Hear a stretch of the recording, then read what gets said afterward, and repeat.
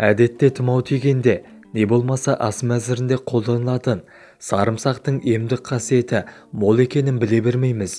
Ал оның Құранда да, хадистерде де айтылатындығына көңіл аудардыңыз ба? Әрісі хикметке толы. Хәкім Раббымыз сарымсақты да адам баласына өте пайдалы етіп жаратыпты. Ол қандай өсімдік? Сарымсақ пияз тұқымда тобына жататын көп жылдық шөп тәріздес өсімдік. Өнімді топырақтың астына салады. Топырағы жұмсақ әрі құнарлы болса, сарымсақтың да басы үлкейе түседі.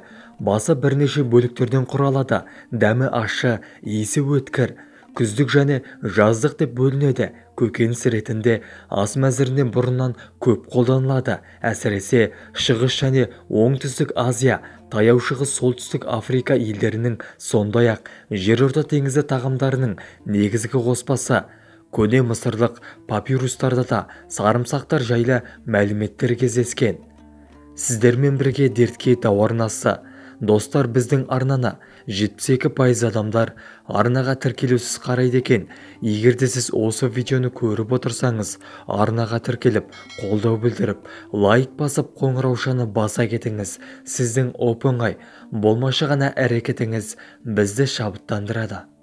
Ертеде римдіктер мен гректер сарымсақ жеген әскер батыл әрі өжет болады деп сенген. Тіпті Олимп ойындарына қатысатын атлеттер де бұдан да шет қалмаған.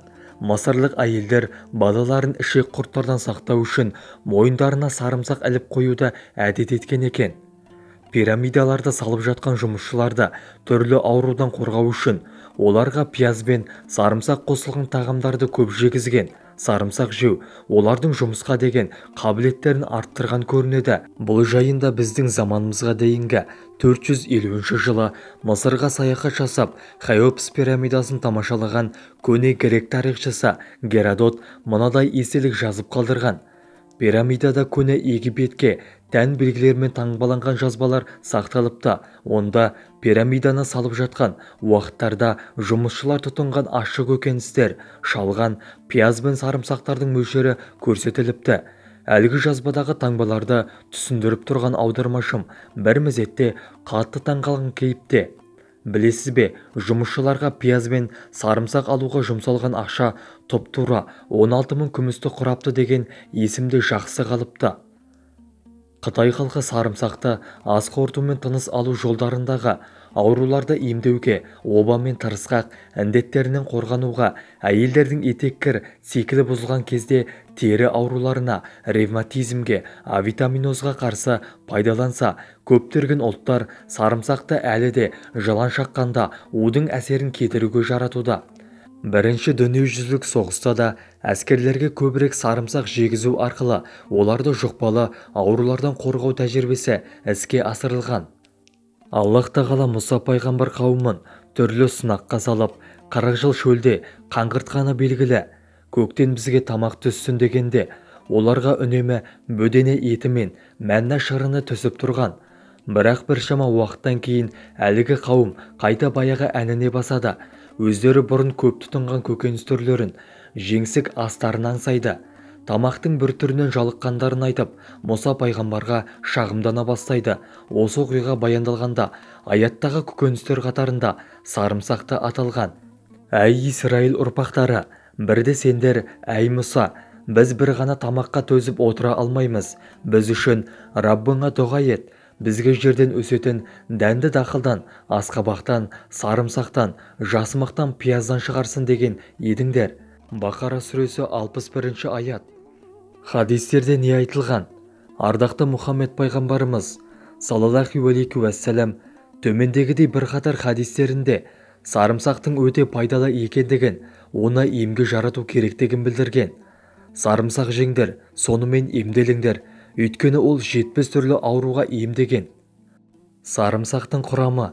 Жаратушы еміз сарымсақтың құрамын өте бай етіп жаратыпты. Зерттеушілердің айтуынша, оның құрамында В және С тобына жататын дәрумендер, хлор, темір, фосфор, йод, марганец, кальций, мыс, магний, көмірсулар және тағы да басқа микроэлементтер көп.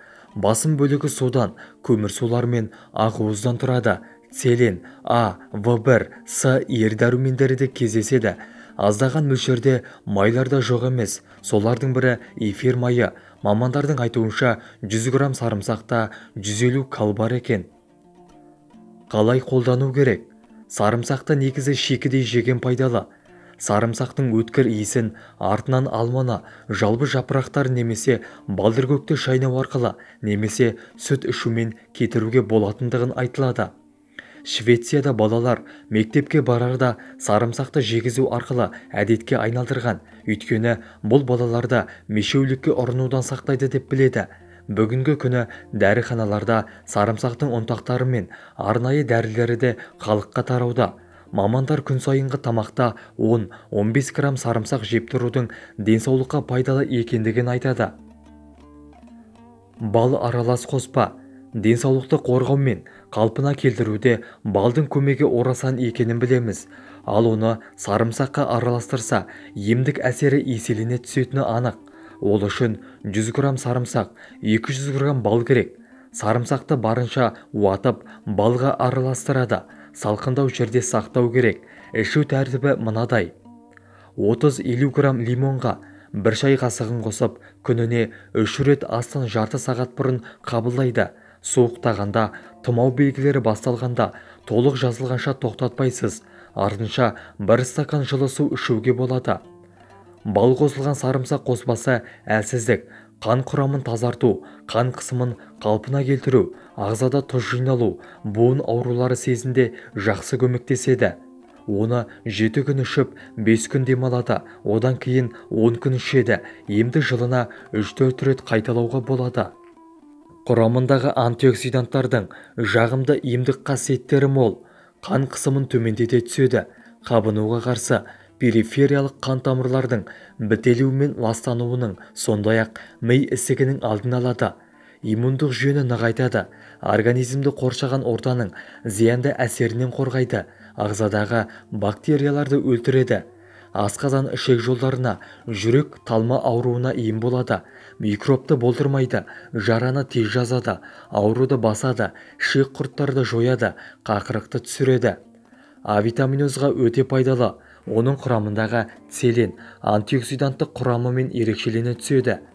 Сарымсақ қанды тазалайды. Ол табиғи антибиотик болып табылады. Ертеде оба ауруына ұшырағандарды емдеуге баратын дәрігерлердің сарымсақ салынған суға бастырылған дәкемен жүздерін орап алуы осы себептен білінуде.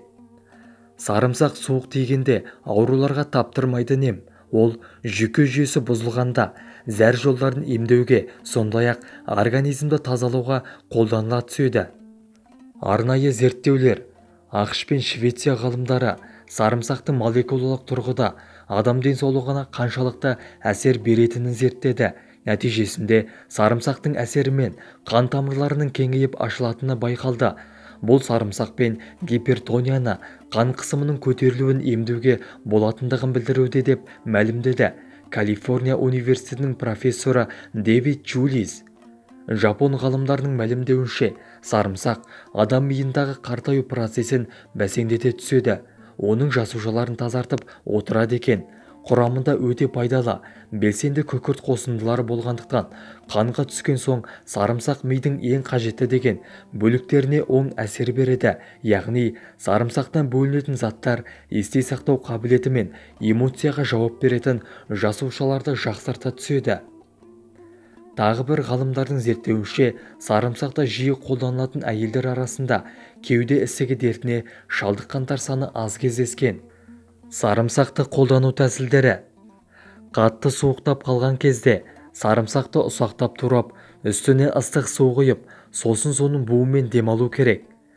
Тіс ауырған кезде сарымсақты қабығынан аршып алып, сонымен тістің қызыл етін сүртеді.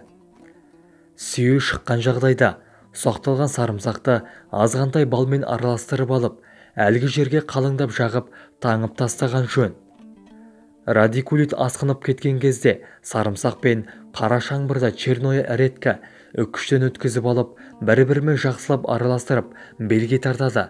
Тағы бір әдісі соқталған сарымсақты жұқа дәкеге салып қашан қыздырғанша белге тартып байлап қояды. Сосын оның орнына май жағып жүн матамен орап тастайды. Гипертониялық аурулар кезінде қатарынан 2 күн 2-3 түйір сарымсақты ұсақтап турап алып түнге қарай жейді. Сосын 2 апта үзіліс жасап барып осы процедураны тағы бірнеше рет қайталайды. Тұмаудың алдын алу немесе ауыра қалған жағдайда емдеу үшін күніне 2-3 рет мұрынға сарымсақтың суын тамызған жақсы. Қорыта келгенде, өзі бармақтай болғанымен сарымсақтың емдік қасиеті өте мол. Нақты қандай ауруларға ем екендігі бүгінгі күні толық ашылды. Бұндай жайттарды ардақты пайғамбарымыз Мұхаммед саллаллаху алейхи уассалам ешқандай лабораторияда зерттеу жүргізбей-ақ уақиға сүйене отырып жеткізген. Сарымсақты емге жаратыңыздар, онда 70 түрлі ем бар деуі, әрі оның бүгінгі күні толықтай дәлелденуі әз-ешінің тек ақиқатты ғана айтқанын ұқтыруда. Ем болсын, видеоны жақындарыңызбен және достарыңызбен бөлесіңіз.